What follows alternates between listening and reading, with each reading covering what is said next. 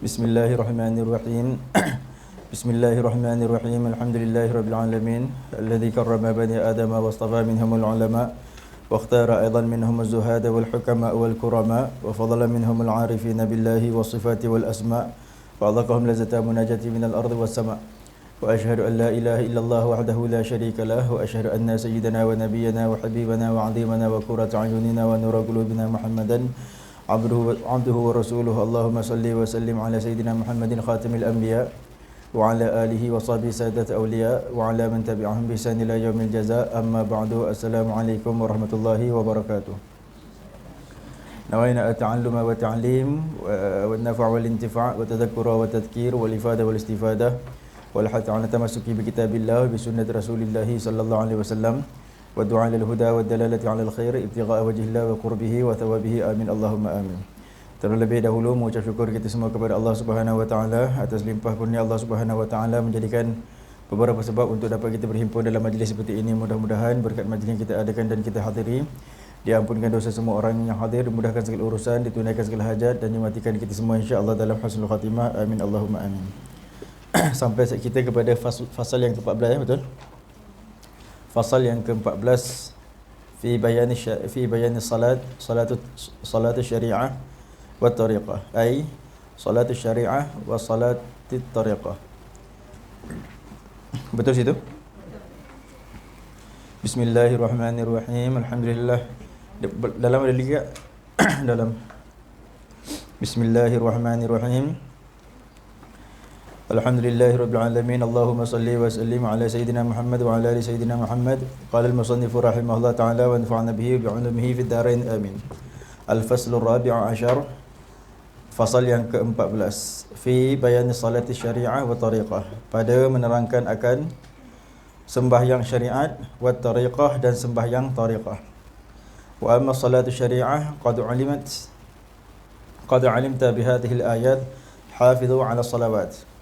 Adapun sembahyang syariat itu qad alimta, maka sesungguhnya faqad alimta bihadhil ayat, sesungguhnya telah mengetahui oleh engkau dengan syahid dia memakai ayat ini. Ayat apa? Hafizu ala salawat. Hendaklah pelihara oleh sekalian kamu akan beberapa sembahyang. Maksud dari sembahyang dekat sini ialah sembahyang istilahi. Silakan cik. Ambil inilah apa, kursi putih. Mana kursi putih tu? Tak ada banyak kursi putih tu. Dalam bilik ada tu. Boleh pakai tu. Makcik-makcik, akak-akak aku siapa nak pakai boleh ambil dekat dalam. Kursi putih tu banyak.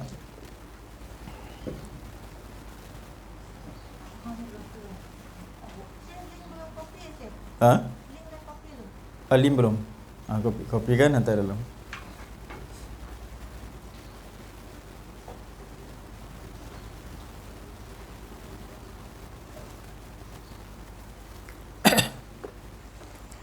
Hafizu ala salawat. Maksud salat dekat sini, salawat tu jamak bagi as-salah.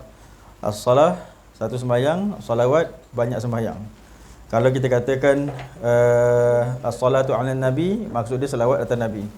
Jadi dekat situ maksud selawat dekat situ ad-du'a. Kalau kita kata selawat atas nabi tu maksudnya ad-du'a, doa. Kalau kita kata salawat macam dekat ayat dekat sini, maksud dia adalah sembahyang. Sembahyang tu apa maksud dia? Aqwalun wa af'alun muftatahatun bitakbiri wa mukhtatamatun bitaslimi bi syara'ita makhsusatin. Aqwalun beberapa perkataan, wa af'alun dan beberapa perbuatan, muftatahatun dibukakan akan dia bitakbiri dengan takbir, wa mukhtatamatun dan ditutupkan dia bitaslimi dengan salam, bi syara'ita makhsusatin dengan beberapa syarat yang tertentu. Jadi itu nak kena tahu takrif tu supaya tak keliru kita pada masalah apa? Pada masalah agama, tak keliru. Saya suka nak ingatkan tuan-tuan dan puan-puan, at-tasawuf ni dia juzuk daripada agama. Fikih dia juzuk daripada agama. Al-aqidah dia juzuk daripada agama. Jadi tiga-tiga perkara ni bila combine baru jadi ad-din, baru jadi agama.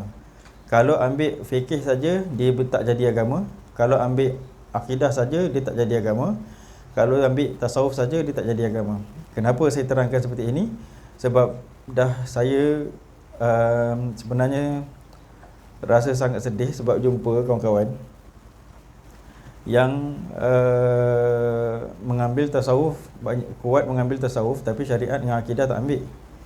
Jadi mereka berkata begini, mereka kata apabila datang natijah, apabila datang natijah ataupun datang pendapat daripada Allah, itu adalah yang tepat. Apabila datang natijah ataupun pendapat daripada ritual tertentu, itu tak tepat. Cuba puan-puan fikir dulu perkataan tu. Apabila datang natijah, dia kata, apabila datang natijah, datang keputusan daripada Allah. Cik Rohani, Cik ni kalau nak sandar-sandar lah cik. Cari tempat mana nak sandar. Tak, kaki ni kalau nak lenjur je. Oh, dah ada sandar dah. Okey, baik. Jadi dengar betul dia perkataannya. Dia kata apabila datang pendapat ataupun datang natijah daripada Allah, itu tepat. Apabila datang perkataan tu memang nampak, perkataan tu memang nampak betul. Apabila datang daripada mana-mana ritual, bukan datang daripada Allah, itu tak tepat, dia kata. Kalau pakai tasawuf je, nampak macam betul perkataan tu. Tapi kalau pakai agama keseluruhannya, perkataan tu tak betul. Sebab yang pertama, apabila dia kata benda tu datang daripada Allah, kita tanya macam mana dia tahu benda tu datang daripada Allah. Itu yang pertama. Yang kedua, bila dia kata bila nak mendapatkan keputusan ataupun pendapat daripada ritual tertentu, itu tak tepat, kita nak tanya, Nabi suruh buat ritual istikharah untuk mendapat pendapat. Nampak tak? Agama kita menyuruh kita buat ritual istikharah, solat istikharah untuk mendapat pendapat. Dan pendapat tu kita nak kata tak tepat. Walaupun masalah istikharah tu adalah masalah, istikharah ni bukan semua orang boleh dapat sebenarnya. Istikharah ni semua orang kena buat sebab sunat. Tapi mendapatkan keputusan tu, bukan semua orang boleh mendapat keputusan yang sebenar. Bukan semua orang boleh dapat melihat ataupun mengetahui keputusan yang sebenar. Sebab istikharah ni sebenarnya milik para awliya. Maksud milik itu mereka yang mengetahui apa di sebalik istikharah tu. Adapun pada pihak melaksanakan memang milik semua orang Islam. Okay, jadi itu sebabnya saya ingatkan selalu, tasawuf tu satu juzuk daripada agama, fiqh tu satu juzuk daripada agama, akidah tu satu juzuk daripada agama, dan satu lagi satu juzuk daripada agama ialah ilmu tentang hari kiamat. Jadi keempat perkara ni lah baru dikatakan arkanuddin, rukun. Nak jadikan agama tu lengkap agama, empat perkara ni. Jadi kalau tak ada empat perkara ni memang tak nampak. Jadi wal muradu minha arkanul jawarih. Dia kata dan dikendaki, wal muradu minha arkanul jawarih. Sama tak dengan yang tuan-tuan punya, yang perempuan punya tu?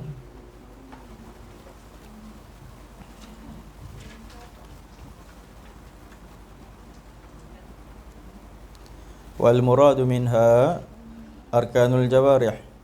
Dan yang dikendaki dengannya itu beberapa rukun-rukun anggota. Al-jawarih itu maksudnya anggota. Jumpa tak? Amma salatu syariah, jumpa tak? Itu yang ayat pertama sekali. Faslur rabi'u asyar, fasal yang ke-14. Kan mula-mula sekali amma salatu syariah. Jumpa tak? Amma salatu syariati qad alimta bi hadhihi al-ayat hafizu ala salawat sampai wal muradu minha min salah. Okey, samalah tu. Maksudnya dekat situ beza dia, dekat sini dia pakai dhamir, dekat sana dia pakai al-isim. Jadi wal muradu minas salah ya. Wal muradu minas salah arkanul jawarih, betul? Jadi wal muradu minas salah arkanul jawarih, dan bermula yang dikendaki dengan perkataan as-salah itu, solat itu, sembahyang itu ialah arkanul jawarih, iaitu tulang empat kerat anggota. Al-zahirah, yang zahir. Kalau anggota sujud kita ada 7. Ini saya sebut tulang empat kerat ni maksudnya anggota zahir kita lah. Itu maksudnya sembahyang. Dia kata al-zahirah, iaitu yang zahirnya, biharakatil jismaniyah, dengan pergerakan yang bangsa jasmani. Mithlul qiyam, seperti berdiri. Puan-puan mahir-mahirkan sikit tengok yang Arab tu. Kalau terkial-kial tak apa. Belajar dulu, waktu mula-mula belajar memang terkial-kial. Jadi belajar tengok. Mithlul qiyam. Mithlul qiyam maksudnya seperti berdiri. Wal qiraah, dan baca Al-Fatihah. Qiraah dekat situ maksudnya bacaan yang wajib. Bacaan yang wajib itu adalah Al-Fatihah, lagi takbiratul ihram, lagi tasyahud akhir. Itu semua bacaan-bacaan yang wajib. Salam pertama bacaan wajib, salam yang kedua bacaan yang sunat. Wal ruku', dan juga ruku'. Was sujud, wal qu'ud, dan juga duduk. Was saut, wal alfaz. Dia kata dan suara, dan juga beberapa lafaz. Dia kata beberapa dan suara, yang ini saya nak sebut juga. Masalah sembahyang ni, nak betulkan sembahyang tu mesti pakai suara pada rukun qauli. Mesti pakai suara. Maksudnya tak boleh kita baca Bismillahirrahmanirrahim, Ar-Rahmanirrahim. Tak boleh macam tu. Jadi mesti baca Bismillahirrahmanirrahim, Alhamdulillahirabbilalamin, Ar-Rahmanirrahim. Kalau nak sambung-sambunglah, kalau tidak berhenti. Jadi Ar-Rahmanirrahim, Maliki yaumiddin, Iyyaka na'budu wa iyyaka nasta'in, Ihdinas siratal mustaqim, siratal ladzina an'amta 'alaihim. Macam tu bacanya. Jadi tak boleh baca macam saya kata tu. Kadang-kadang bila dia baca macam tu mengganggu kita. Dia tak boleh kira mengganggu pada benda yang disuruh oleh agama. Memang kena baca macam tu. Kena kuat. Sebab kadang-kadang orang keliru pada masalah dia baca tu kuat kerana kuat sampai mengganggu ke, ataupun slow. Kadang-kadang dia slow sampai tak sah sembahyang. Jadi sebab saya yang ini, kenapa saya tegur? Sebab sebenarnya saya dah cakap banyak kali, tapi ketika saya sembahyang, saya masih lagi dengar ada beberapa jemaah kita yang baca macam tu. Padahal saya dah cakap banyak kali dah. Jadi saya minta Allah je lah yang dapat bagi jemaah faham. Sebab saya sebenarnya dah cakap, saya pun tak tahu nak pakai bahasa apa lagi. Maksudnya nak pakai ibarat macam mana lagi nak bagi faham. Jadi sebab tu saya cakap banyak kali pasal masalah suara ni. Jadi kalau tuan-tuan ada kawan-kawan yang dengar macam tu kan, kena tegur-tegurkan. Bantu saya lah maksudnya. Sebab saya tak larat nak pergi cakap kat seorang-seorang. Sebab sembahyang penting tuan-tuan. Kalau sembahyang tak betul, lain tak betul. Sembahyang tak betul, yang lain janganlah harap nak bersih hati ke, janganlah harap. Jadi sembahyang tu sangat penting. Jadi kena baca betul. Melainkan dia. Melainkan orang yang sakit asma, sakit jantung, sakit yang tak boleh pakai nafas. Itu tak apa. Siapa yang sakit lah, melainkan siapa yang sakit. Ataupun gula dia ketika dia sembahyang rendah sangat ke, ataupun tinggi sangat ke, sampai dia dah memang dah jam saraf dia semua. Yang tu memang tak keluar suara dah tu. Tapi kalau selagi okey, kena suara. Satu dia kata wasaut wal alfaz, dengan suara dan dengan lafaz. Okey. Jadi aswat jadi perlu kepada suara dan perlu kepada alfaz. Alfaz maksudnya lafaz. Duduk dalam tak? Duduk dalam. Dalam kosong sangat. Saya rasa dalam boleh 3, 6, 9 orang lagi boleh. Depan ada 2. Depan ada 2. Kalau tak nak duduk depan ni pun boleh duduk situ, ambil meja ni. Meja kat dalam ada. Meja kat dalam ambil kat store. Jadi penting Jadi ambil kira. Jadi cara kita nak sembahyang ni, tengoklah kalau kita sihat kena sempurna. Kalau kita tak sihat, tak sempurnalah. Tapi tak sempurna tu tak sempurna yang diterima lah. Maksudnya tak sempurna yang dirukhsahkan oleh syariat. Maksudnya yang dilonggarkan oleh syariat. Kalau tak sampai dah tak boleh bersuara, tak payah bersuara lah. Tapi kalau kita tu sempurna, maksudnya kita kena baca dengan sempurna. Sebab yang kita kendaki sah sembahyang tu. Kalau sembahyang kita tak sah, nanti semua lain benda tak sah. As-salatu imaduddin. Sembahyang tu tiang agama. Jadi itu penting sembahyang tu. Jadi sembahyang cuma dalam perbahasan kita kat sini, kita ada 2 jenis sembahyang. Yang pertama sembahyang zahir, yang kedua sembahyang batin. Sembahyang zahir dinamakan sembahyang syariat, yang batin tu dinamakan sembahyang tarekat. Jadi dia kata wal alfaz walidzalika ja'al fadl al jam', yakni qala Allah tabaraka wa taala hafidhu. Jadi dia kata kerana demikian itulah telah datanglah dengan uh, dengan lafaz jamak ya. Dia kata dekat situ fadl jamak tu maksudnya dengan lafaz jamak pada perkataan hafizu, hendaklah memelihara oleh sekalian kamu. Maksudnya hendaklah memelihara oleh sekalian kamu tu sekalian kamu tu adalah orang Islam yang pertama. Yang kedua, hendaklah memelihara oleh sekalian kamu wahai anggota-anggota. Faham tak? Jadi sekalian kamu tu dua maksud. Yang pertama ialah orang-orang Islam, orang-orang mukmin. Yang kedua ialah wahai segala anggota. Jadi setiap anggota tu mesti berjaga-jaga daripada berdirinya, daripada qiraahnya, daripada pembacaannya, daripada rukuknya, daripada sujudnya, daripada qu'udnya dan daripada saut. Qu'udnya maksudnya duduk, daripada saut wal alfaz dan daripada lafaz. Lafaz ni kalau saut tadi suara, kalau lafaz ni maksudnya makhraj. Maksudnya makhraj. Makhraj tu nak kena betul.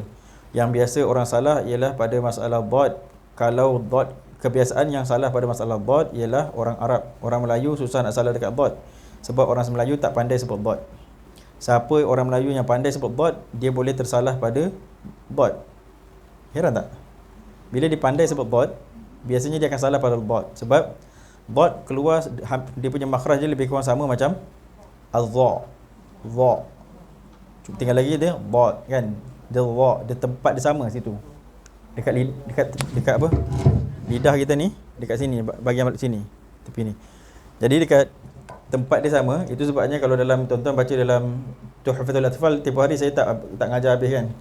Dalam kitab-kitab tajwid nanti dia akan sebut jangan sebut huruf dad itu, jangan kau gantikan dad itu kepada dha. Sebab biasanya kalau puan-puan biasa sembahyang di belakang orang Arab, mereka akan sebut wala dhallin.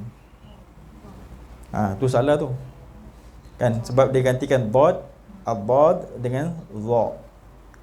Jadi itu antara makhraj. Kemudian sin mustaqim, jangan mustaqim. Banyaklah jadi perkara-perkara yang dinamakan makhraj ataupun mustaqim ke qim ke. Itu semua kebiasaan tempat-tempat salah yang kena dijaga. Jadi sesuatu dikatakan wal alfaz dan juga al-lafaz. Lafaz tu maksudnya makhraj. Jadi habislah yang dikatakan, apakah yang dikatakan dengan solat asy-syariah. Kemudian wa amma salatu tariqah, dan adapun sembahyang tarikat pula, fahiya salatul qalbi, maka itu adalah sembahyang hati. Wa hiya mu'abbadatun ulimat bi hadhihi al-ayat. Dia kata wa hiya mu'abbadatun, ada tak? Sama tak? Wa hiya mu'abbadatun. Cuba tolong ni Kak Aisyah, tolong bacaan ni kat mana? Wahya mu'abbadatun. Saya minta maaf puan-puan, saya terpaksa ambil yang lafaz Arab dia tu. Sebab terjemah dia tu banyak sangat dia punya terbalik, mubtada' khabar dia terbalik. Bila mubtada' khabar terbalik, cerita tu salah. Jadi cerita tu salah. Tu yang saya terpaksa ambil yang Arab tu juga. Mubtada' khabar terbalik, ataf ma'tuf terbalik. Tu yang itulah saya sebenarnya kalau larat ni nak terjemah balik ni sendiri, nak terjemah balik lepas tu nak kena cetak. Ataupun suruh Ustaz Ikal ke, kalau dia ada masa lah.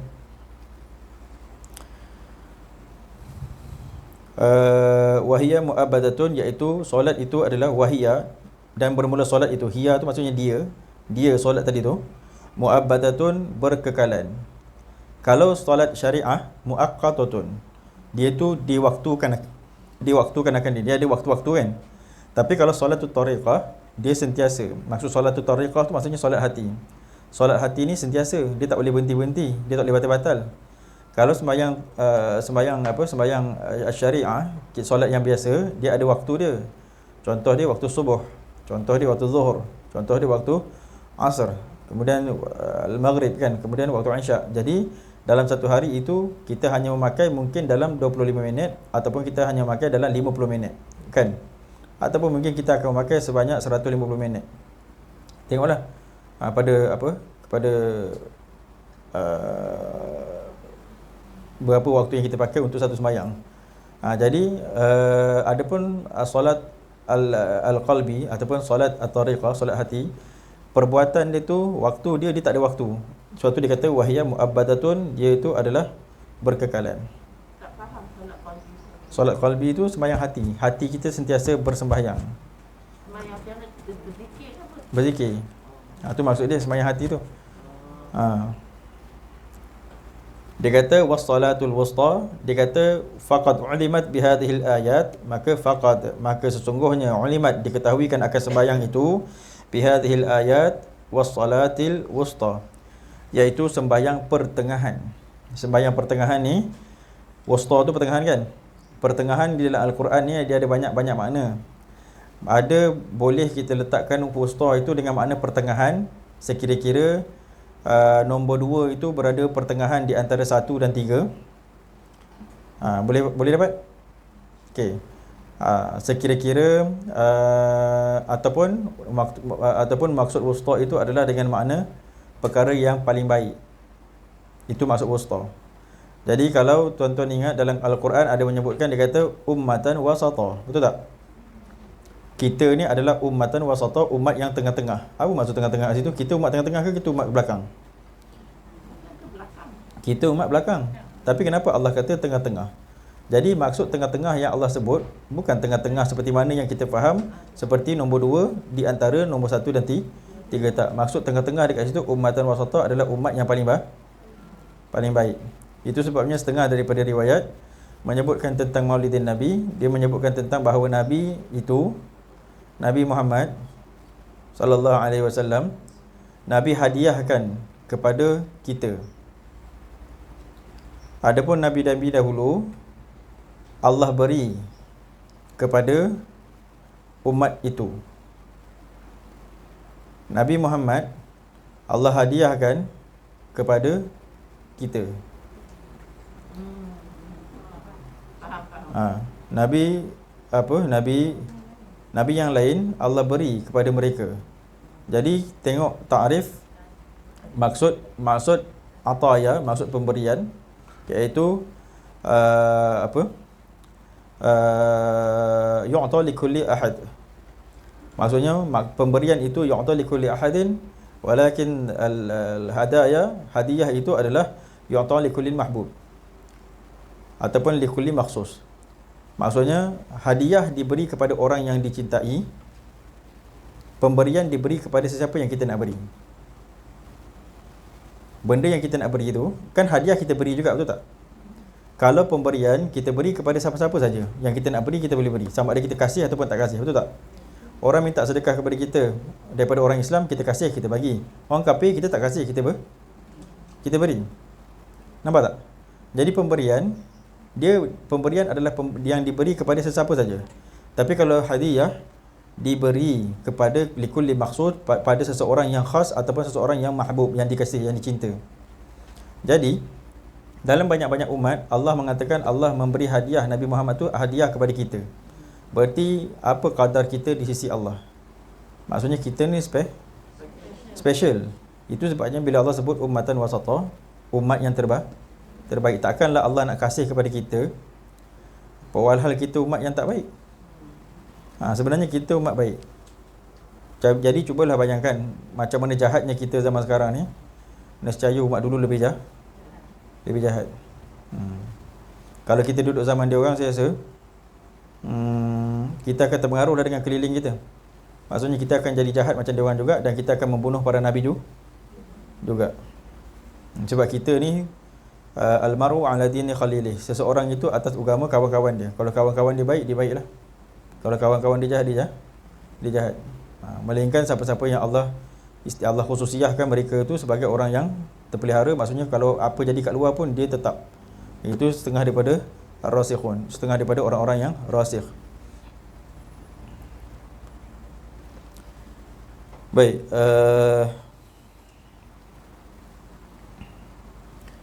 jadi solatul wusta, maksud solat tengah-tengah ni ialah, kenapa dikatakan tengah-tengah? Dekat sini maksud tengah-tengah ialah tengah-tengah dada, iaitu hati. Kalau kita baca, Kalau kita baca dalam kitab fikih mentafsirkan ayat salatul wusta ni ialah sembahyang asar. Sebab sembahyang asar itu berada di tengah-tengah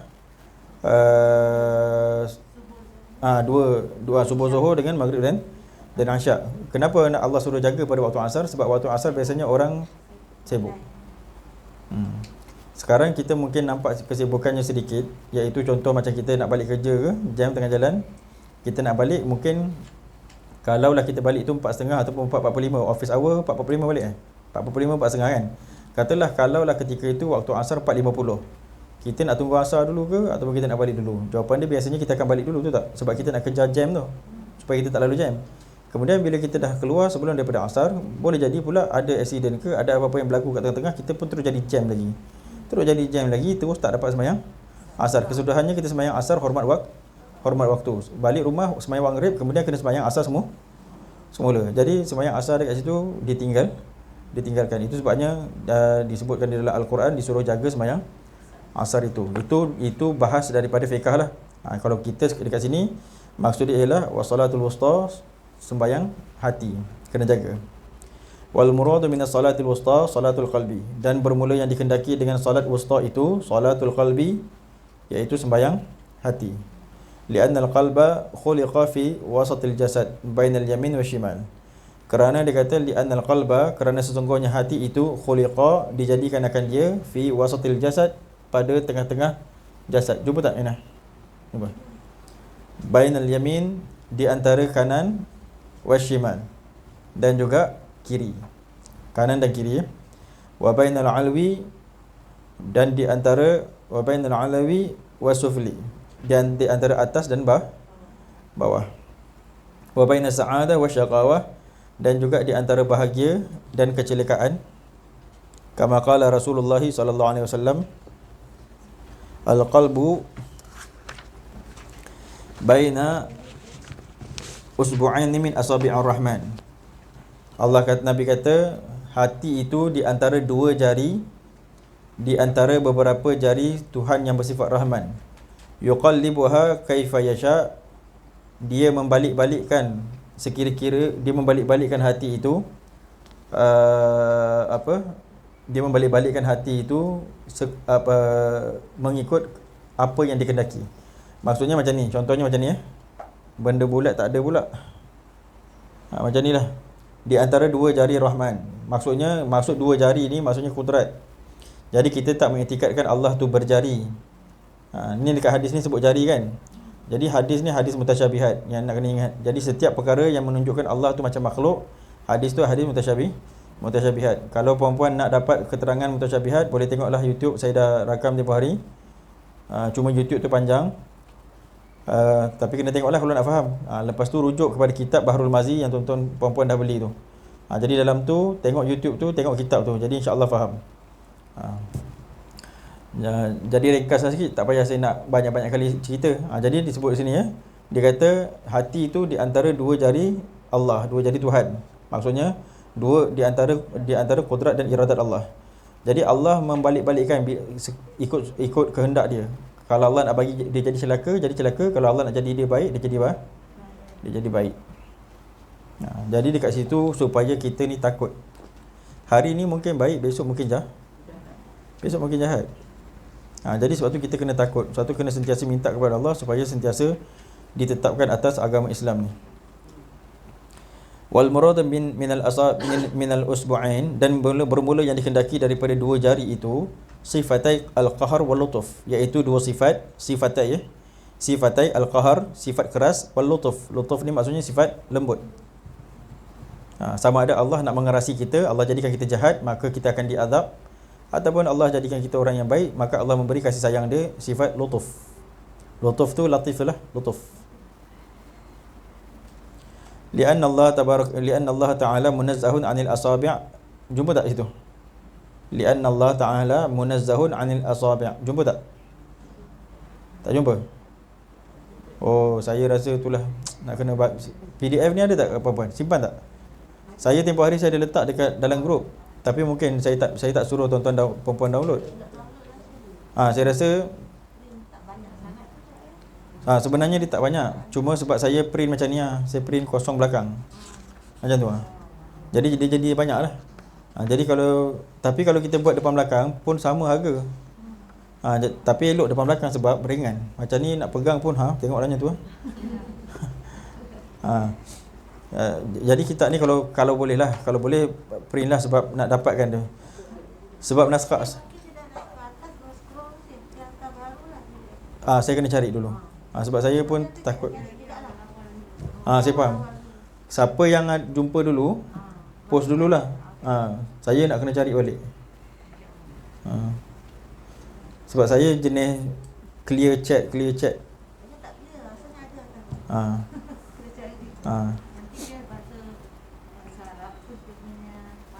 Makna dia dekat situ ada, tapi tak eloknya ambil dekat saya lah. Dekat sini tak ada makna, sini memang semua bahasa Arab. Saya sebab saya punya ni tak ada. Ni semua bahasa Arab ni. Bawah ni bukan terjemah, bawah ni ialah ta'liq. Ta'liq ni maksudnya dia nota kaki. Kalau ada pembetulan ke apa, dia akan tulis bawah ni lah. Saya sebut sekali lagi, saya terpaksa sebenarnya saya bawakan kitab ni sebab yang dia ada rumi ni. Sebab tak ada kitab yang boleh yang menampakkan tuan-tuan dengan perkataan yang lebih jelas melainkan perkataan Syekh Abdul Qadir. Sebab kalau saya nak ngajar sendiri boleh, tapi sudah tentu puan-puan tak percaya saya cakap. Sebab saya orang baru. Jadi suatu saya bawa kitab Syekh Abdul Qadir, dan kitab Syekh Abdul Qadir ini yang Sirrul Asrar ni, inilah kitab yang paling mudah untuk tuan-tuan nampak dengan sangat jelas tentang tarekat. Kemudian kitab yang sangat jelas juga yang menceritakan kepada tuan-tuan, yang membuktikan kepada tuan-tuan Syekh Abdul Qadir bukan Mujassimah, seperti mana yang telah didakwa oleh Wahabi. Sebab Wahabi mengatakan Syekh Abdul Qadir mazhab Hambali. Jadi Syekh Abdul Qadir berfatwa, Syekh Abdul Qadir mengatakan Allah duduk atas arasy. Dia kata macam tu. Jadi kitab ni, suatu kalau tuan-tuan dapat yang naskah saya ni, dekat sini nak menunjukkan Syekh Abdul Qadir pun mengatakan Allah tak ada Allah tak ada jari. Sebab dia kata li'anna Allah munazzahun 'anil asabi'. Allah itu Allah tu maha suci daripada memiliki anggota, memiliki jari. Jadi apa saja yang berkaitan dengan mutasyabihat ditolak. Jadi masalah perkataan Syekh Abdul Qadir ni sebenarnya zaman dulu dah lama dibahaskan sampai keluar dalam kitab Fatwa Hadithiyah. Kitab Fatwa Hadithiyah tu menceritakan tentang apa keputusan perkataan Syekh Abdul Qadir. Jadi bila tuan-tuan baca kitab ni, tuan-tuan akan senang terpelihara. Maksud saya sebab kitab dah baca, dah khatam kan. Jadi kitab dah baca, jadi bila orang cakap Syekh Abdul Qadir Mujassimah, tuan-tuan tahulah dia tak Mujassimah. Kalau dia kata Syekh Abdul Qadir pemahaman macam kami, macam Wahabi, kita tahu dah mereka yang salah faham. Boleh tak faham? Itu sebabnya saya bawa tu, sebab kalau saya cakap, puan-puan mesti akan cakap dekat orang lain, ustaz tu cakap, ustaz ni cakap. Nampak tak? Bila ustaz tu masyarakat pening. Jadi satu yang saya nak cakap, bila tuan-tuan ada kitab, bila tuan-tuan mengaji, bila tuan-tuan ada ilmu, tuan-tuan tak pening. Sebenarnya apa yang saya bagi kepada perempuan ni, bagi pada tuan-tuan dan perempuan, sebenarnya lebih senang untuk dipahami dan lebih senang untuk diabsorb. Sebab apa yang saya bawa bukan ilmu saya, bahkan ilmu tu sama macam bapak tuan-tuan, atuk tuan-tuan, atuk moyang tuan-tuan. Sama je. Itu sebabnya tak perlu nak risau. Tapi yang menjadi fitnah pada masyarakat, kalau Allah nak bagi fitnah lah pada masyarakat, mereka kadang-kadang atuk nenek dah betul. Tapi bila dapat ustaz-ustaz baru cakap ni tak betul, maulid Syiah, apa semua Syiah, jadi kita boleh ikut pula dia. Padahal kita baca maulid, baca berzanji, baca Hasan dan Husain berapa puluh tahun dah. Tuan-tuan sekarang berapa puluh tahun? Dah 60 tahun, dah 70 tahun, dah 80 tahun. Jadi Syiah tak? Mana ada jadi Syiah? Yang kata jarum Syiah dah beratus tahun baca, tak jadi Syiah pun. Yang dia orang yang baca, yang kata Syiah, jadi Wahabi tak? Jadi sekejap aja jadi Wahabi. Tak payah tunggu ratus tahun. Jadi nak sebutnya, bila kita cakap pasal atuk nenek tu, saya sebut jugalah dekat sini, saya tak tahulah tuan-tuan, saya dah pernah sebut ke pada tempat lain. Cuba perempuan buka ajak Android, buka Android Quran tu, surat Al-Baqarah. Saya dah cakap minggu lepas. Dah ajar belum? Surat Al-Baqarah, buka surat Al-Baqarah ayat 129 133. Al-Quran. Al-Baqarah tak buat, ataupun kalau siapa uzur tak payahlah. Tapi siapa yang boleh buka situ. Cari ayat tu. Rabbana wa ayat 129 133. Ayat tu highlight kan. Ingat ayat tu, tandakan, tuliskan ayat tu. 129 sampai 133. Suratul Baqarah. 129 133. Cuba tengok, jumpa tak ayat tu? Rabbana wab'ath fihim rasulan minhum yatlu 'alaihim ayatika wa yu'allimuhumul kitaba wal hikmah wa yuzakkihim innaka antal azizul hakim. Jumpa tak ayat tu?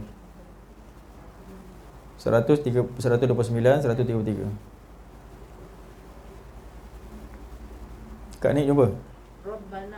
Rabbana wab'ath fihim rasulan, jumpa? Rabbana wab'ath fihim rasulan minhum yatlu 'alaihim ayatika wa yu'allimuhumul kitaba wal hikmah wa yuzakkihim innaka antal azizul hakim. Jumpa? Kemudian apa sama dia? Wa may yarghabu 'an millati Ibrahim illa man safiha nafsah. Betul? Wa laqad istafainahu fid dunya wa innahu fil akhirati laminas salihin. Kemudian idh qala lahu rabbuhu aslim qala aslamtu lirabbil alamin wa wasa biha Ibrahim banihi wa Yaqub ya baniya inna Allah astafa lakum ad-din fala tamutunna illa wa antum muslimun am kuntum syuhada idh hadara Yaqub al-maut idh qala li banihi, betul? Idh qala li banihi ma ta'buduna min ba'di qala na'budu ilahaka wa ilaha abaika Ibrahim wa Ismail wa Ishaq ilaha wahidan wa nahnu lahu muslimun. Jadi ayat tu, tengok ayat tu dia kata Rabbana wab'ath fihim rasulan. Kata Nabi Ibrahim, ni Nabi Ibrahim ni tuan-tuan. Nabi Ibrahim agama apa? Agama Islam ke agama apa?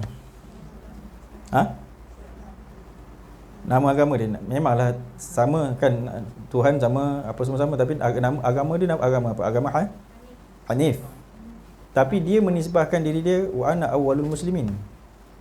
Dia yang menisbahkan diri dia, aku seawal-awal orang Islam. Sebab tu kita orang Islam, Nabi Muhammad, umat dia mengatakan datuk kita adalah Nabi Ibrahim. Sebab Nabi Ibrahim mengaku diri di Islam, padahal Islam belum ada lagi. Wa ana awwalul muslimin. Sebab tu yang kita baca dalam doa iftitah, kita kata apa? Wa ana minal muslimin, kan? Aku setengah daripada orang Islam. Kita tak kata wa ana awwalul muslimin sebab kita bukan orang yang awal muslimin. Awal muslimin Nabi Ibrahim. Okay, jadi dekat situ Nabi Ibrahim ni dia minta, dia tahu dia nak wafat, dia minta pada Allah, dia kata Rabbana wab'ath fihim rasulan. Wahai Allah, bangkitkanlah bagi mereka itu umat keturunan dia ni rasulan, akan satu tokoh. Yatlu 'alaihim ayatika wa yu'allimuhumul kitaba wal hikmah. Yang membaca oleh tokoh tu, yang tokoh tu dah tepat membaca. Tokoh ni maksudnya Nabi lah. Tokoh dekat situ kalau kita tengok tafsir, maksud dia ialah Nabi Muhammad sallallahu alaihi wasallam.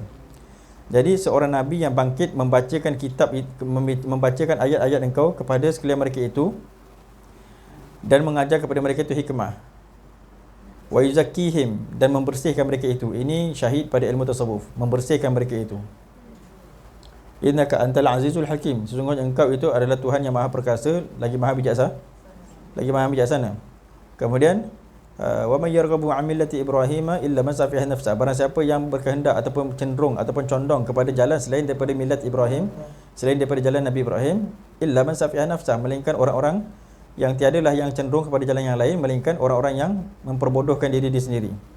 Kemudian idz qala lahu rabbuhu aslim qala, boleh kejaga saya baca ni? Walaqad istafainahu fid dunya. Sesungguhnya Nabi Ibrahim itu telah kami pilih akan dia itu pada dunia. Wa innahu fil akhirati laminas salihin, dan dia itu besok di hari akhirat tergolong daripada orang-orang yang soleh, sangat soleh. Jadi kemudian sambungnya idz qala lahu rabbuhu aslim qala aslamtu lirabbil alamin. Ketika berkata Allah kepada Nabi Ibrahim, aslim, hendaklah engkau menyerah diri. Islam tu maksudnya menyerah diri kepada Allah. Aslim, hendaklah kau serah diri. Jadi kata Nabi Ibrahim, tak apa cik, kalau ngantuk tertidur tak apa. Kata Nabi Ibrahim, aslamtu lirabbil alamin. Kata dia, aku serah diri bagi Tuhan sekalian alam. Apa sambung dia lagi? Wa wasa biha Ibrahimu banihi wa Yaqub. Dan begitulah telah mempersifatkan oleh Nabi Ibrahim kepada anak dia, kepada keturunan dia, dan juga Nabi Yaqub. Apa kata dia? Ya baniya, wahai anak-anakku, innallaha astafa lakumuddin. Maksudnya Allah telah memilih bagi kau akan agama. Fala tamutunna illa wa antum muslimun. Jangan engkau mati melainkan engkau menyerah diri kepada agama tersebut. Agama tersebut tu Allah dah pilih. Allah dah pilih daripada agama siapa? Agama atuk nenek kau. Macam tu, agama atuk nenek kau. Jadi fala tamutunna illa wa antum muslimun. Jangan kau mati melainkan kau berada dalam agama yang menyerah diri, agama Islam, agama betul ni lah. Jadi am kuntum syuhada idh hadara Yaqub al-maut, ataupun apa, tidakkah kamu tu menjadi saksi ketika Yaqub nak meninggal. Idh hadara Yaqub al-maut kan, idh qala li bani, ketika dia berkata kepada anak-anak dia, Nabi Yaqub pula nak kata kepada anak-anak dia, ma ta'buduna min ba'di, apa yang kamu sembah selepas daripada aku. Sebab dia nak mati dah ni. Apa jawab keturunan Nabi Yaqub?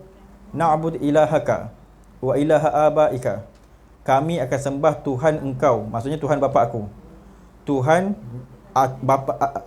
Tuhan bapa kau, maksudnya atuk aku. Nampak tak? Maksudnya menyembah Tuhan atuk nenek. Ilahaka wa ilaha abaika ilahun wahidan, iaitu Tuhan yang esa. Jadi kita nak kata kita ikut Tuhan atuk nenek ni, Tuhan yang mana? Tuhan yang esa. Apa maksud esa?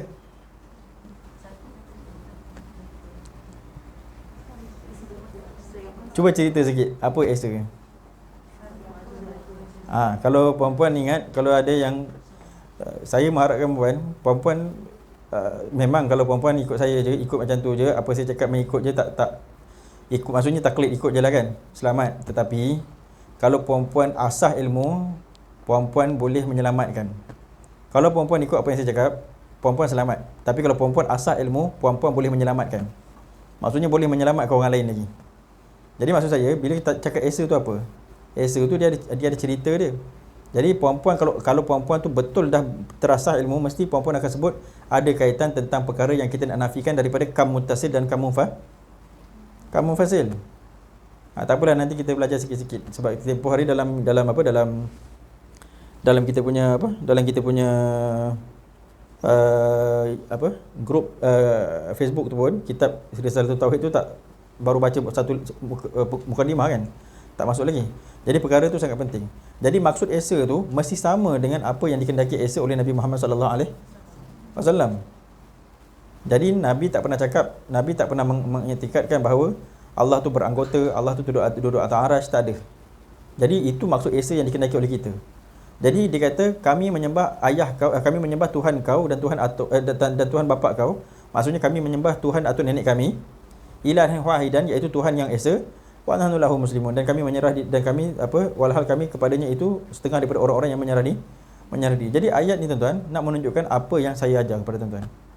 Ikut atuk nenek. Jadi dalam Quran bukan ada satu ayat je. Seperti mana yang kadang-kadang orang bawa dalam Quran, dia kata siapa yang kata ikut atuk nenek ialah ketika Nabi Muhammad menyeru kepada orang kafir Quraisy. Orang kafir Quraisy kata kami nak sembah atuk nenek kami kan. Itu yang kafir. Yang kita ni atuk nenek kita kafir ke?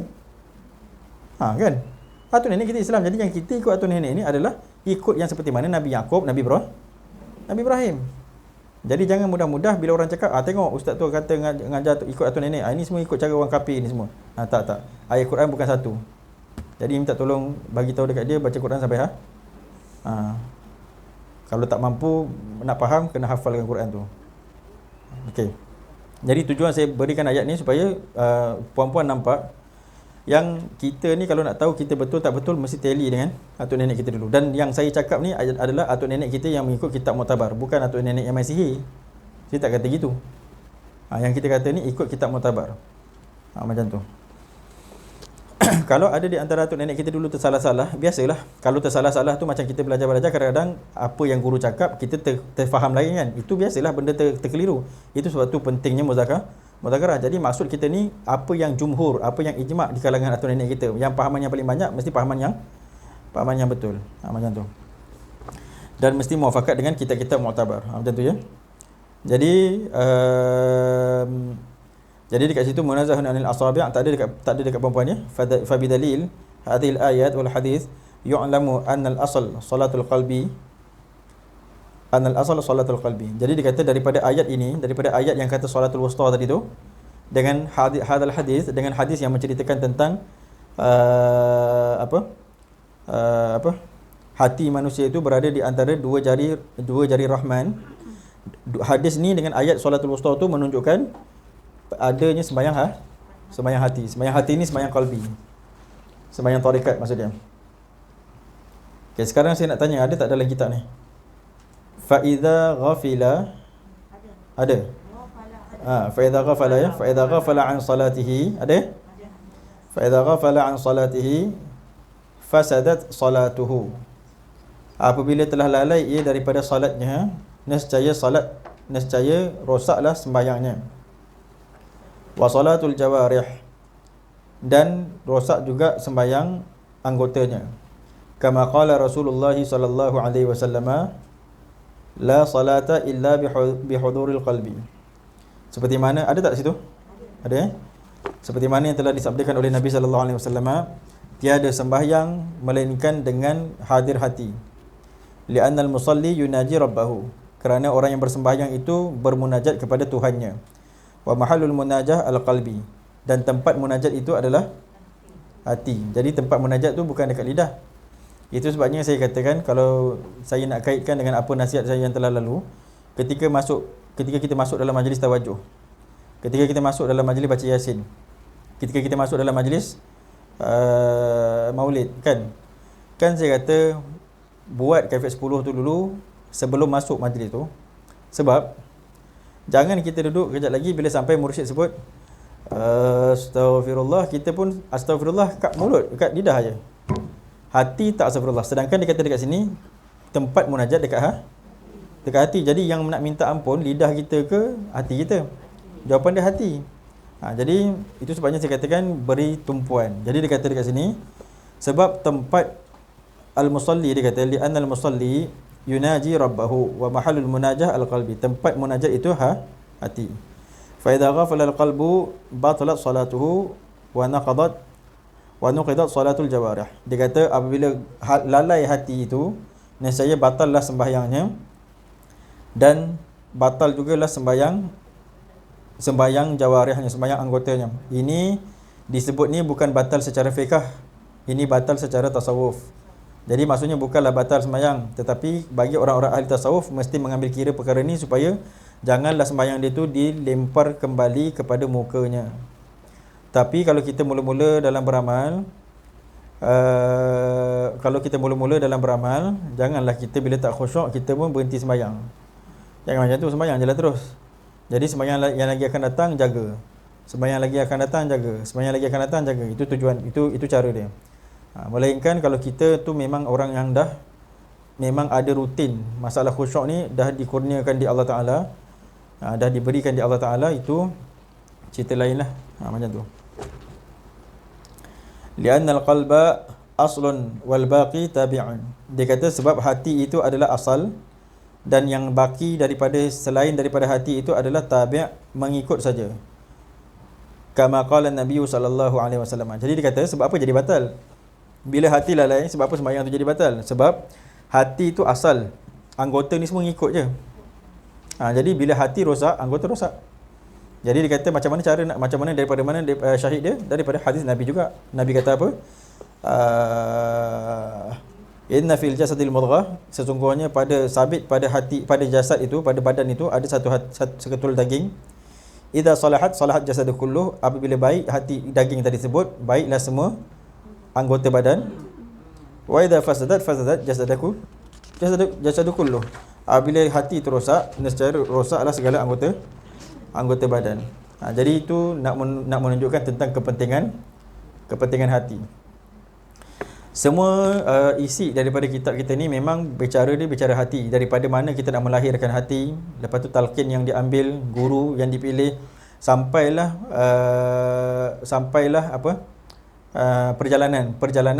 perjalanan memelihara hati. Jadi sekarang ni yang kita dah masuk ni bukan lagi bab yang awal, sekarang ni bab perjalanan menjaga hati. Tinggal lagi ibarat yang diberi supaya tuan-tuan nampak beza-beza dia. Baik, dia kata wassalatu syariah muaqqatatun, bermula solat syariat itu muaqqatatun, ada waktu-waktu dia, seperti mana yang saya sebut tadi, kullu yawmin wa lailatin 5 marrat, pada tiap-tiap malam dan tiap-tiap hari dan malam 5 kali. Was sunnatu an yusalliya hadhihi salat fil masjid, dan bermula sunat itu bahawa disembayangkan solat ini di masjid. Ini di sisi mazhab lain ya. Kalau di sisi mazhab kita wajib sembahyang di masjid. Atas wajib apa? Wajib kifayah. Wajib kifayah. Syiar berdiri, yang lain tak apa. Yang lain tak payah. Itu namanya wajib kifayah. Kalau wajib kifayah pada masalah doktor, pada masalah ilmu kedoktoran, kalau pada masalah yang umum-umum, biasanya orang sebut begini. seorang ada, yang lain tak payah. Seorang dah pergi, yang lain tak payah. Tapi kalau pada masalah solat jamaah, apabila syiar berdiri, yang lain tak payah. Syiar berdiri itu maksudnya seorang tak cukup. Syiar tu mungkin 40 orang, mungkin 20 orang, macam tu. Bila sekira-kira bila azan kumandang, kita nampak orang pergi sembahyang. Kalau syiar berdiri, yang lain tak payah. Tapi kalau 10 orang je pergi, tak nampak syiar kan? Sebab 10 orang tak tahu, seorang dari sini, seorang dari sini, tak nampak yang pergi. Bila tak nampak syiar tak berdiri, semua berdosa, semua dosa. Jadi kalau syiar berdiri, yang lain tak payah. Itu fardu kifayah. Cuma bukanlah bererti tak payah tu, tak payah dengan jalan apa? Dengan jalan melepaskan secara mutlak, tidak. Tetap juga dia tu jadi fadilah. Fadilah maksudnya tetap juga jadi kelebihan untuk pergi tu. Disuruh juga, makmur, dia tetap disuruh. Baik, cuma dalam mazhab Hanbali dikatakan sunat sembahyang di masjid bil jamaah, dengan jamaah, mutawajjihan ilal Ka'bah, hal keadaan kita berhadap kepada Kaabah. Mutawajjihan ilal Ka'bah wa tabi'an bil imam, dan mengikut akan imam, bila riya'in wala sum'atin, dengan ketiadaan riya' dan dengan ketiadaan sum'ah. Apa maksud riya'? Menunjuk-nunjuk. Sum'ah? Memperdengarkan. Memperdengar apa? Memperdengarkan amalan kita. Ingatkan ya, riya' tu menunjukkan, kita nak menunjukkan amalan kita. Sum'ah tu memperdengarkan amalan kita. Apa maksud memperdengarkan? Macam mana? Kita cerita ke orang? Tak. Orang cerita tentang kita. Saya pergi sembahyang Jumaat, katalah dengan Abang Syah, saya pergi sembahyang Jumaat dengan Abang Syah. Tujuan saya ialah supaya Abang Syah cerita dekat semua orang, saya ni kaki masjid. Faham tak? Bukan saya yang cerita kat orang. Saya nak sum'ah, saya nak Abang Syah memperdengarkan. Tak apalah. Tak boleh. Ini tak boleh. Saya ingat nak biar je, tapi saya baru teringat ini mikrofon live ni.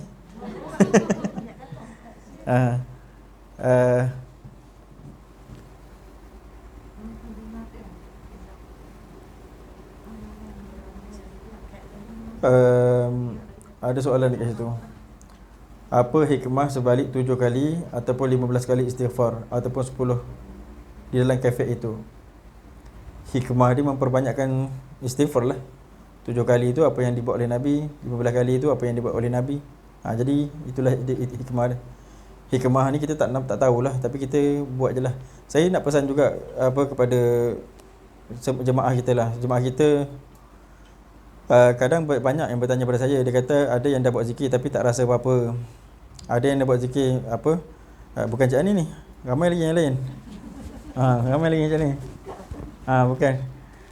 Dia tanya begitu. Saya nak cakap, kita ni kalau tuan-tuan berzikir mencari apa-apa, mencari hikmah, mencari apa-apa, tuan-tuan dan puan-puan bukan hamba Allah. Puan-puan hamba hikmah. Puan-puan hamba apa-apa. Kita beramal sebab nakkan kesedapan, nakkan kemanisan iman. Kita adalah hamba kepada kemanisan iman tu. Nampak tak istidraj? Ini kalau satu saya kata tuan-tuan, kalau puan-puan baca hadis, puan-puan kalau tak ada guru, puan-puan baca hadis, puan-puan akan kena istidraj. Sebab dalam hadis Nabi cakap wajada halawatul iman, salasun man kunna fi wajada halawatul iman. 3 orang yang ada, siapa yang 3 perkara, yang siapa yang ada 3 perkara ni, dia akan dapat kemanisan iman. Jadi bila kita dengar quoting tu, dia kata kemanisan iman, jadi kita pun cari. Sebenarnya kemanisan iman ni dia bukan cari-cari, yang kita cari adalah Allah. Kemanisan iman tu datang, kita tolak. Jadi sebab tu jangan cari apa hikmah, jangan cari apa kemanisan. Yang kita cari adalah Allah yang kita kendaki. Maksud saya cari dekat situ adalah yang kita kendaki adalah Allah. Biarlah kita sembahyang tapi tak rasa manis, rasa berat, itu yang kita lawan. Sebab kita hamba dan kita tahu kita berat, dan sebab kita nak ngaku kita ni ahli maksiat. Kalau tuan-tuan cari kemanisan iman, dibuatnya Allah bagi. Tuan-tuan tengoklah besok macam mana amalan tuan-tuan. Ke laut perginya. Sebab rasa amalan ni rasa macam aku dah orang soleh, confirm saya kata. Sebab dah rasa manis. Satu saya kata benda tu istidraj. Jadi benda ni tuan-tuan takkan nampak. Saya nak cerita sikit. Saya ketika saya habis suluk dengan Ayah Wahab tempoh hari, waktu tu baru suluk 20 hari. Saya mula-mula saya bai'ah terus suluk. Sebab Ayah Wahab memang dia tak ada buat kerja apa-apa, memang dia duduk situ je. Kebetulan pula lepas saya bai'ah tu dalam beberapa tempoh selepas tu bulan Ramadan, jadi memang terus suluk. Jadi bila saya selesai suluk, saya pun habis suluk. Lepas habis suluk, Ayah Wahab, saya pun balik lambat. Kawan-kawan ketika tu dah balik, saya balik lambat. Ayah Wahab pun cakap dengan saya. Dia kata cuba Wang pergi ke apa? Waktu tu ada dewan serbaguna ke dewan. Dia kata lah sebelah dewan tu ada padang. Dia kata cuba pergi ke sana dia kata. Dekat Sungai Jai. Bukan, sekolah. Bukan. Surah Ayah Wahab tu akak tahu kan? Dia dekat belah dalam kan, dekat dalam kebun getah tu. Dia ada jalan tepi sikit, jalan tu sempit. Dekat situ macam ada dewan kecil. Saya rasa dewan macam tak tahulah dewan JKK. Besar rumah ni je dewan dia. Macam balai raya ke macam tu. Sebelah tu ada padang. Padang tu pun saya tengok macam padang buat sendiri, bukan situ. Belajar dengan siapa? Dengan Ayah Wahab.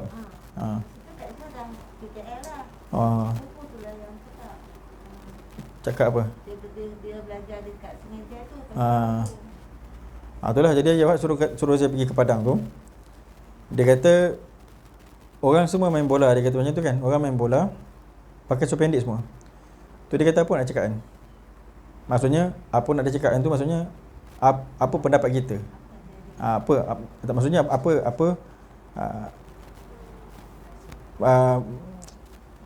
bukan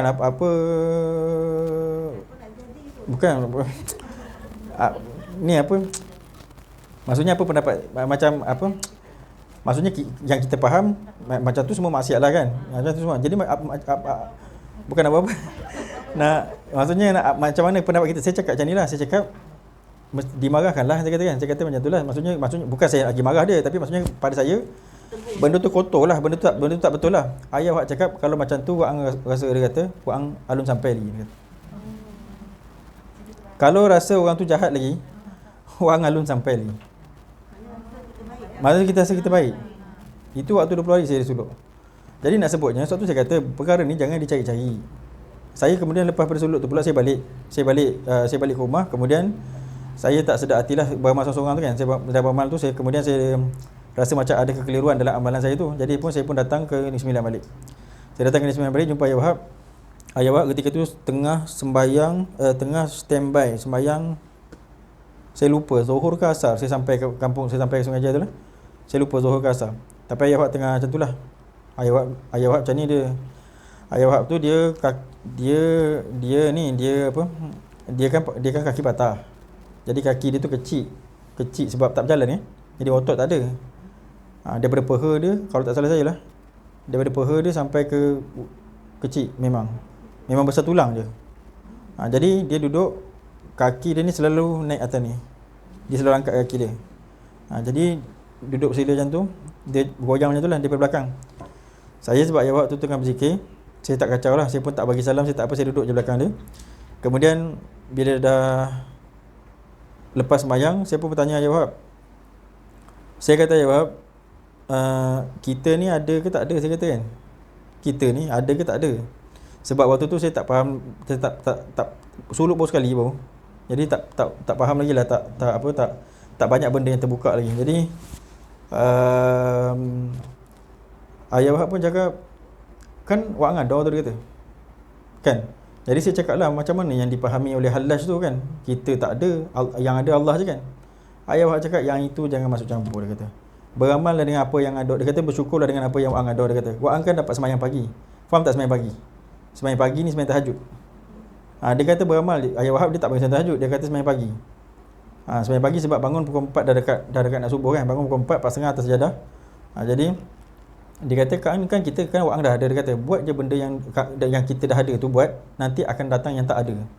Jadi jangan cari benda ni, jangan. Kita hanya nak Allah saja. Itu sebabnya saya banyak cakap sebenarnya, tapi saya tak tahulah perkataan saya ni kadang-kadang tuan-tuan dengar sekali lalu je. Kadang tak apa. Tak mungkin tak faham, mungkin tak tumpu ke apa ke.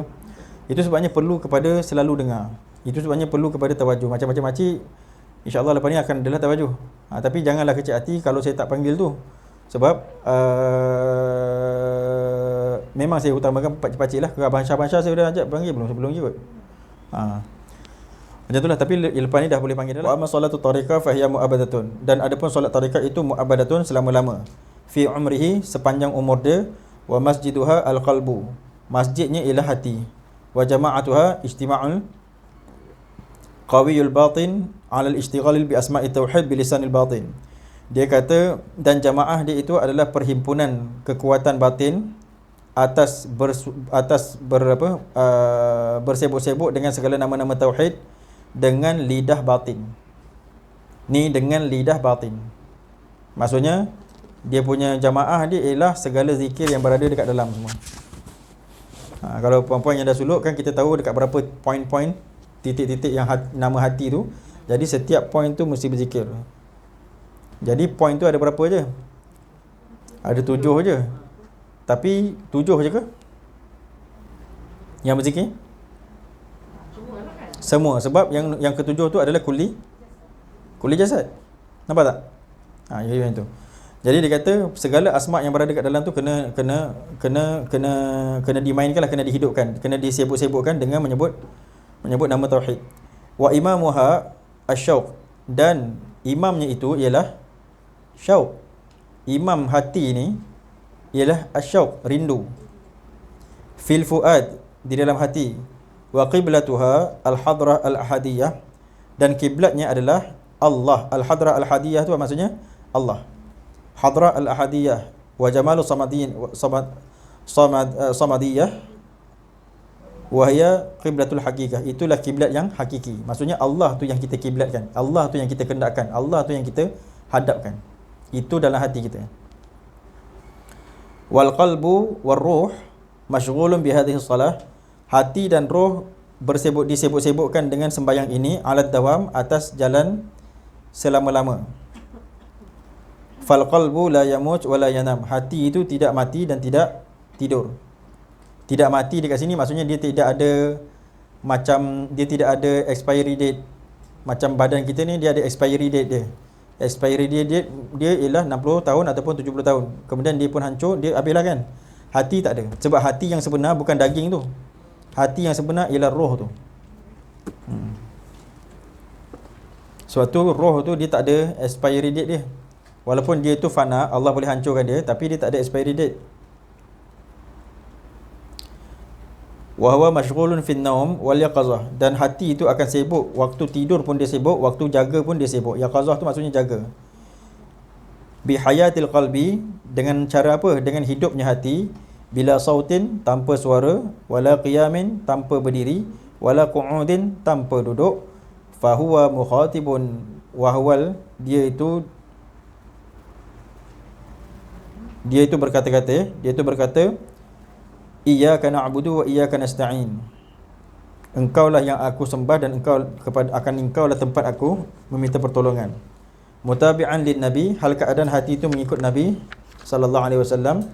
Wa qala fi tafsir al-Qadi, dan telah menyebut di dalam tafsir, telah menyebut oleh ia dalam tafsir Qadi, fi hadhihi al-ayat isyaratun ila halil arif wa intiqalihi fi halil ghaibati ila al-hadrah, iaitu dia kata fi hadhihi al-ayat, ayat ini menceritakan, ayat iyyaka na'budu wa iyyaka nasta'in tu ialah isyarat hal seorang wali yang kita baca tu setiap hari tu, itu adalah perihal seorang wali, iyyaka na'budu wa iyyaka nasta'in,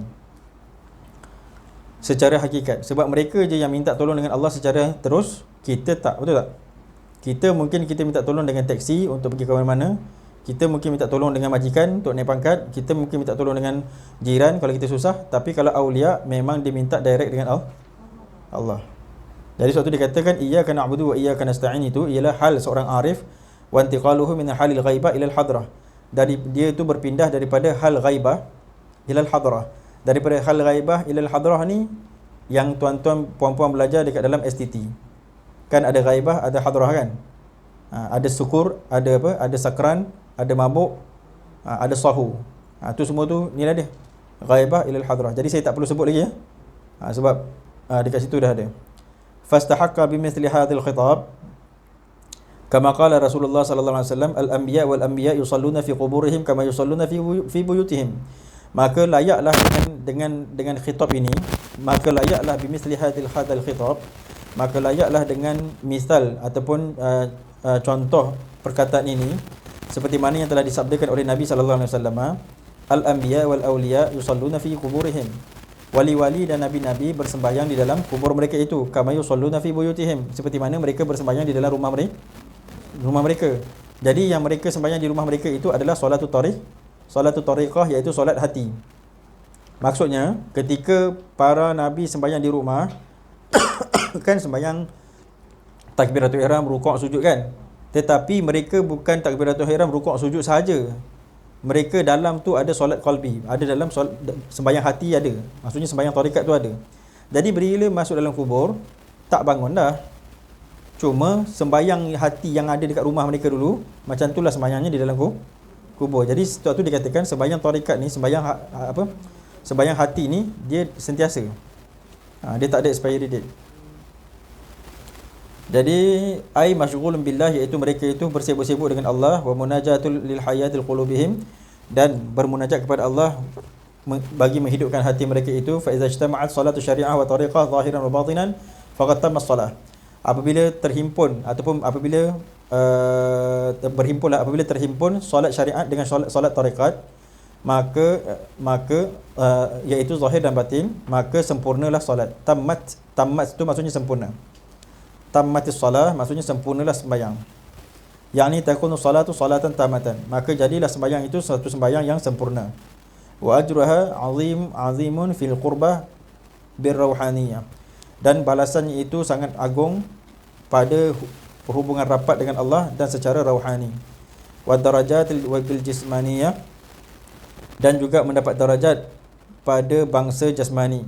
Fayakun fi hadzal rajul abidan, maka jadilah lelaki ini seorang yang abid, yang betul-betul menghamba diri kepada Allah, zahir wa arifan fil batin. Pada zahirnya dia nampak menghamba diri, badan dia menjadi hamba beribadah kepada Allah Taala, wa arifan fil batin, dan arif di dalam hati dia, dalam batin dia. Wa idza lam tahsul salatu tariqah bi hayatil qalbi fa huwa naqisun wa ajruhu yakun min ad-darajah la min al-qurbah. Apabila tidak terhasil solat tarekat dengan kehidupan hati, maksudnya hati dia tak dapat nak hidup, fa huwa naqisun, maka sembahyang dia tu ada kurang. Wa ajruhu yakun fid darajah, maka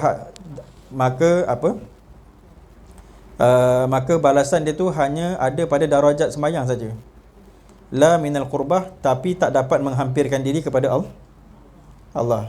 Jadi kesimpulannya tuan-tuan, ingat ya, kesimpulan ni paling penting sekali.